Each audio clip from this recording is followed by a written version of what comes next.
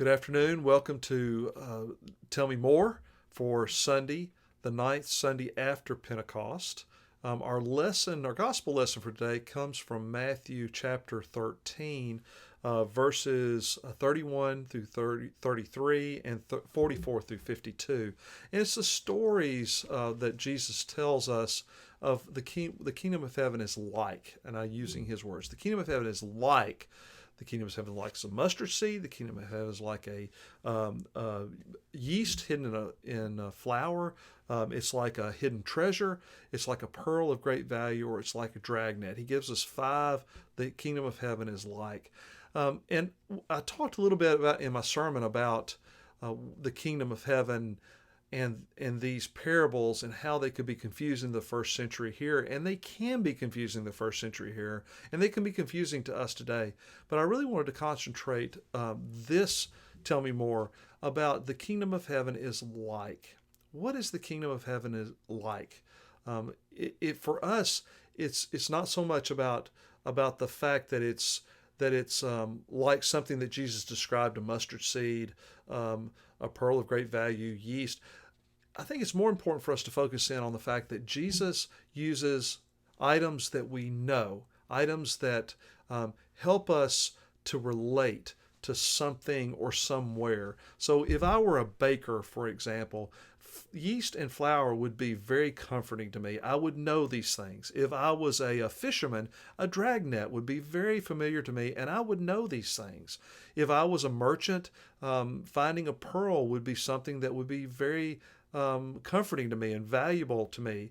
And so these are items that Jesus relates the kingdom of heaven for us to be able to understand that the kingdom of heaven is going to be like something that we know and that we're comfortable with.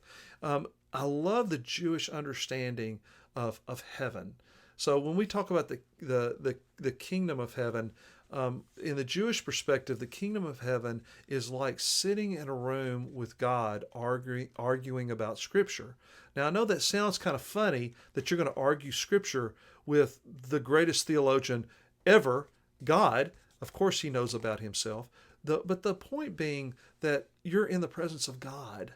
If you're a Jew, the comforting thing for you is to know that you're in the presence of God.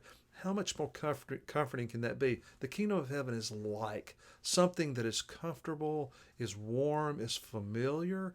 And I think for us, we can get mired down so many times in the story, well, why did he say it was like a hidden treasure? Or why did he say it was like a pearl or a dragnet? Instead of going, well, these are items that we know that we're comfortable with, things that we know, things that we're comfortable with. The kingdom of heaven is not going to be something that is totally foreign to us. It's going to be something that's known and comfortable to us.